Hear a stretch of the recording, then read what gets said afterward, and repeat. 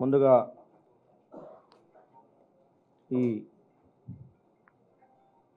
Annual press కాన్ఫరెన్స్కి చేసిన పాత్రికేయ మిత్రులందరికీ కూడా నా హృదయపూర్వక నమస్సుమాంజలి తెలియజేస్తూ, ముఖ్యంగా 2024 సంవత్సరం పోలీస్ శాఖకి ఎన్నో సవాళ్లను విసిరింది. ముఖ్యంగా 2024 సంవత్సరంలో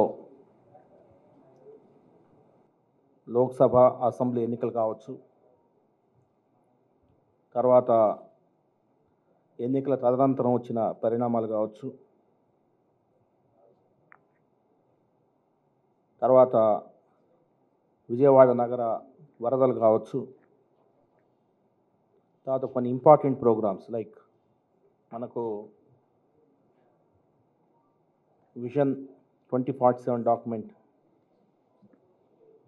సమావేశం కావచ్చు, లేదంటే దసరా ఉత్సవాలు కావచ్చు, భవానీ దీక్షలు కావచ్చు, ఇలాగా పలు కార్యక్రమాల్లో పోలీస్ శాఖ తలమునకలై పోలీస్ సిబ్బంది అంతా కూడా చాలా అద్భుతంగా పనిచేయడం జరిగింది.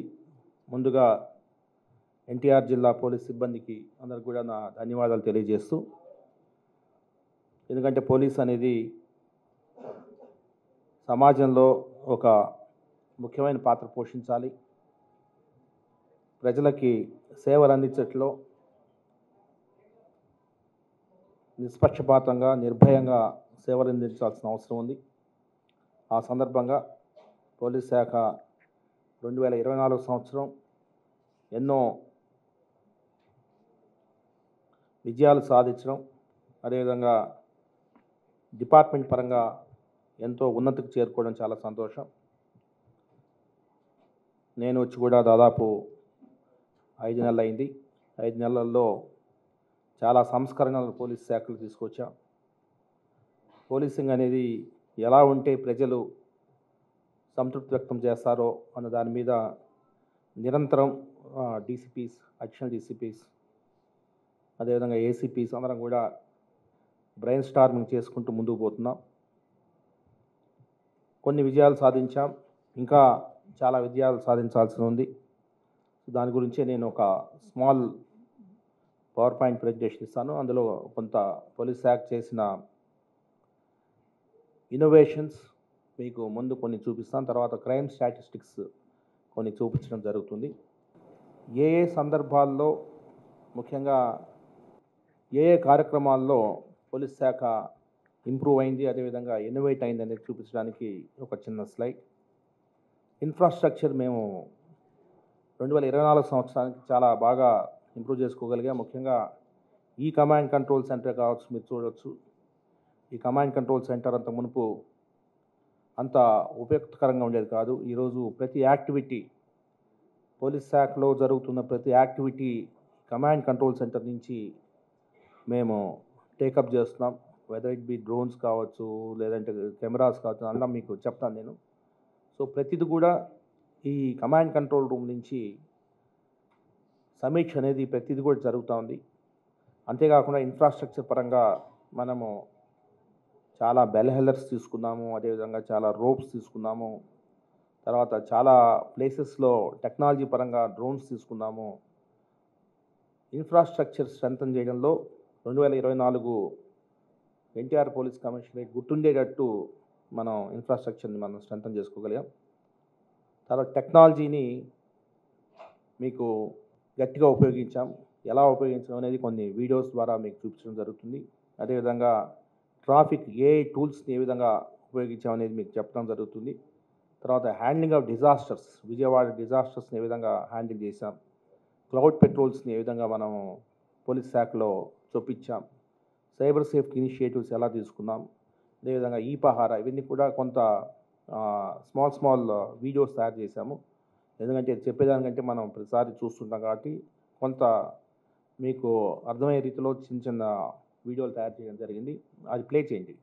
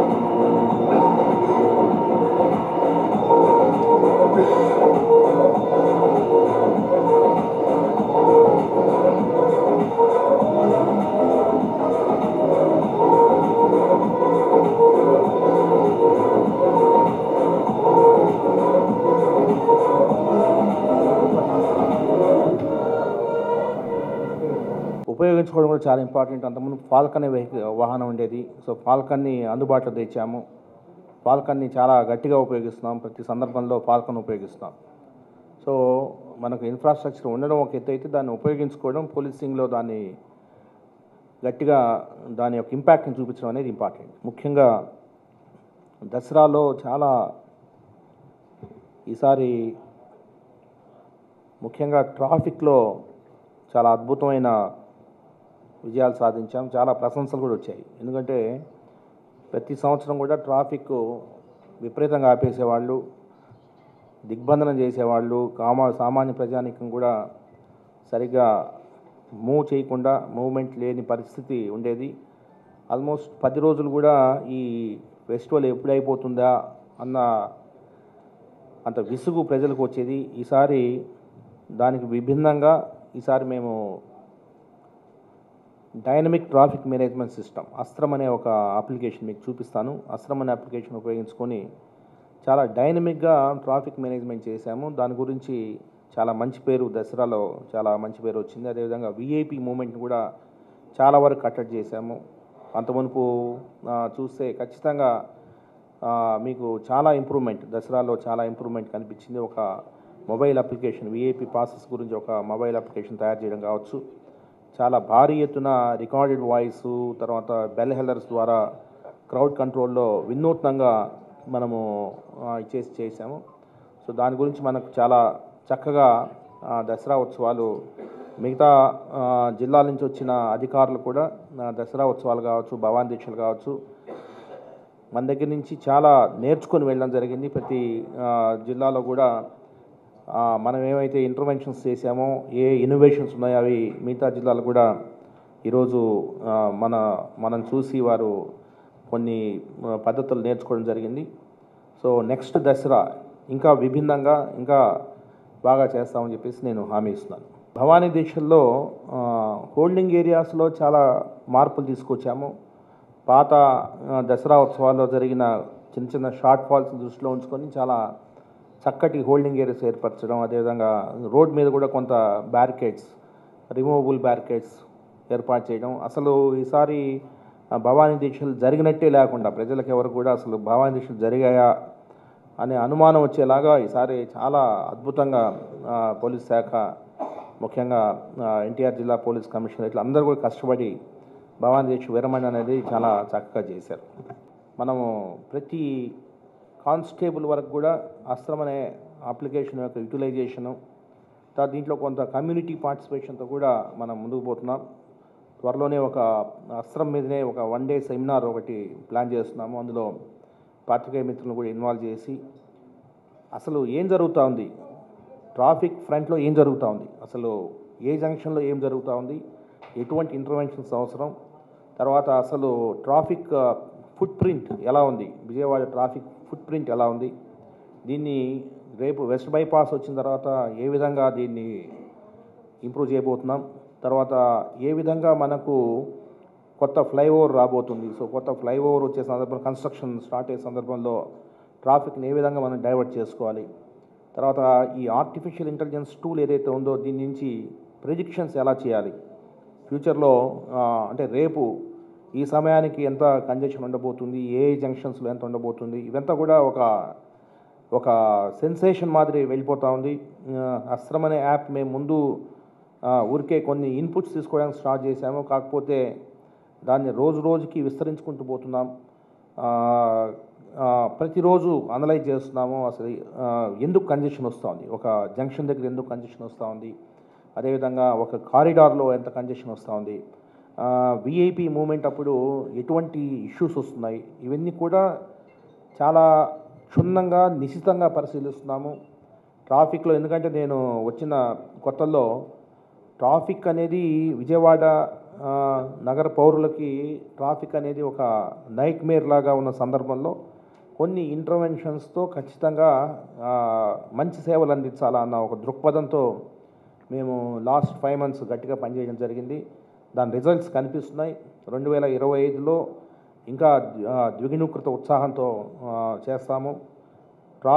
మంచి ట్రాఫిక్ని విజయవాడ నగర ప్రజానీకానికి ఇచ్చే విధంగా మేము అన్ని విధాల చర్యలు తీసుకున్నాము.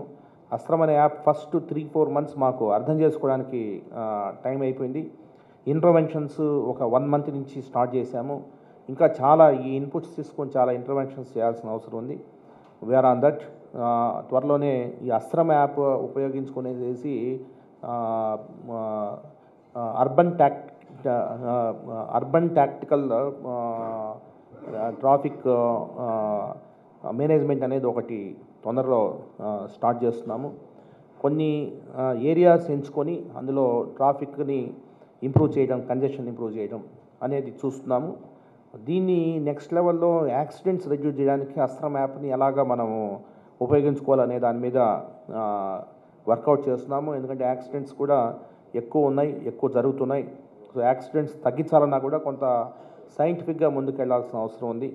సో దాని మీద కూడా ఫోకస్ చేసి ట్రాఫిక్ అనేది మంచి ట్రాఫిక్ అందించడానికి ప్రయత్నిస్తాం. ఈ సైబర్ సిటిజన్ యాప్ నేను వచ్చిన కొత్తల్లో అవేర్నెస్ని క్రియేట్ చేయాలంటే ఎలా చేయాలని చెప్పేసి ఒక సైబర్ సిటిజన్ అనే ఒక సిమ్యులేటెడ్ యాప్ని తీసుకురావడం జరిగింది. ఆల్మోస్ట్ 3 lakhs స్టూడెంట్స్ని మేము సైబర్ సిటిజన్స్గా తీర్చిద్దామని చెప్పడానికి చాలా గర్విస్తున్నాను. ఎందుకంటే అసలు ఈ సైబర్ ఫ్రాడ్స్ ఎటువంటి ఫ్రాడ్స్ అనేది చాలామంది తెలీదు. ఒక అవేర్నెస్ని సమాజంలోకి చొప్పింపజేసి మేము చాలా దూరం ప్రయాణం చేశాము. ఒకవైపున క్రైమ్ రిపోర్టింగే కాదు, సో దాన్ని ఎలాగ ప్రివెంట్ చేయాలనే దాని మీద చాలా ఫోకస్ పెట్టాము. ఫోకస్ పెట్టిన సందర్భంలో ఈ సైబర్ సిటిజన్ యాప్ అనేది ఫస్ట్ ఇంటర్వెన్షన్. మేము ఈ ప్రివెన్షన్లో ఒక అవేర్నెస్, ఒక ఎడ్యుకేషన్ ఇవ్వాలనే ఉద్దేశంతో సైబర్ సిటిజన్ యాప్ పెట్టిన తర్వాత మాకు అర్థమైంది ఇది లాంగ్ రన్లో పనిచేస్తుంది, కానీ షార్ట్ రన్లో ఇంకా మనము వేరే విధాలుగా మనం ముందుకు వెళ్ళాలా అని అనిపించి టార్గెట్ని మనం రీచ్ కావాలా. ఎవరైతే సైబర్ ఫ్రాడ్స్టర్స్కి ఎవరు విక్టిమ్స్ అవుతున్నారో ఆ టార్గెట్ గ్రూప్ని మనము డైరెక్ట్గా వాళ్ళకి అవేర్నెస్ క్రియేట్ చేయాలనే ఉద్దేశంతో బ్యాంకర్స్తో మీటింగ్ పెట్టడం జరిగింది. బ్యాంకర్స్తో మీటింగ్ పెట్టిన తర్వాత బ్యాంకర్స్కి అసలు ప్యాటర్న్స్ అనలైజ్ చేయడం జరిగింది. ఈ ప్యాటర్న్స్ అనలైజ్ చేసిన తర్వాత తదనుగుణంగా మనము ఒక క్వశ్చనీర్ ఇవ్వడం జరిగింది. క్వశ్చనీర్ ఇచ్చి ఆ క్వశ్చనీర్ని ఎటువంటి పరిస్థితుల్లో ఒక సేవింగ్స్ అకౌంట్ నుంచి ఒక కరెంట్ అకౌంట్కి మనీ ట్రాన్స్ఫర్ చేయాలని ఎవరైనా ఒక కస్టమర్ వస్తే ఎటువంటి క్వశ్చనీర్ వాళ్ళకి సంధించాలా అన్న విషయం మీద బ్యాంకర్స్తో వారికి చాలాసార్లు వారిని కలవడం జరిగింది, అవగాహన క్రియేట్ చేయడం జరిగింది. ఒక మంచి క్వశ్చనీర్ ఇవ్వడం జరిగింది. ఆ క్వశ్చనీర్ ఇచ్చిన తర్వాత బ్యాంకర్స్తో మీటింగ్ పెట్టిన తర్వాత డిజిటల్ అరెస్ట్ అనేది టోటల్గా ఆగిపోయిందని చెప్పడానికి చాలా సంతోషిస్తున్నాను. ఎందుకంటే ఇది మా అచీవ్మెంటే కాదు, ఇది ఆంధ్రప్రదేశ్లో అన్ని జిల్లాలు ఇప్పుడు మన ఇంటర్వెన్షన్ని తీసుకోవడం జరిగింది. అదేవిధంగా దేశంలో మిగతా జిల్లాలు కూడా చాలా ప్రదేశాల్లో ఈ ఇంటర్వెన్షన్ ఏదైతే తీసుకునేసి చేయడం జరిగింది. తర్వాత మీరు ఈ మధ్యన రింగ్ టోన్ చూస్తుంటారు. సో డీజీపీస్ కాన్ఫరెన్స్లో గౌరవ డీజీ గారు ఈ విషయాన్ని డిజిటల్ అరెస్ట్ మీద ప్రధానమంత్రి గారు ఉన్న కాన్ఫరెన్స్లో దీనికి చెప్పడం జరిగింది. ఈ మనం చేసిన ఇంటర్వెన్షన్ చెప్పడం జరిగింది. ఆ విధంగా కొంత సమాజంలో సైబర్ క్రైమ్ పట్ల ఒక ప్రివెన్షన్ అనే దాని మీద చాలా ఫోకస్ చేశాము. సో దానివల్ల డిజిటల్ అరెస్ట్ అనేది ఆగింది. తర్వాత నెక్స్ట్ ఇన్వెస్ట్మెంట్ ఫ్రాడ్ అనేది ఒక ఫ్రాడ్ ఉంది. ఆ ఇన్వెస్ట్మెంట్ ఫ్రాడ్ మీద కూడా గట్టిగా అనలైజ్ చేస్తున్నాము. సో ఏం జరుగుతుందని అనలైజ్ చేస్తున్నాము. సో దాని మీద కూడా ఒక ప్రణాళికతో ముందుకు వెళ్ళి ఈ సైబర్ క్రైమ్స్, ఎందుకంటే మనకు ఒకసారి క్రైమ్ జరిగిన తర్వాత రికవరీ అనేది చాలా కష్టం కాబట్టి ప్రివెన్షన్లోనే వినూత్నంగా మా ప్రయాణాన్ని కొనసాగిస్తాం.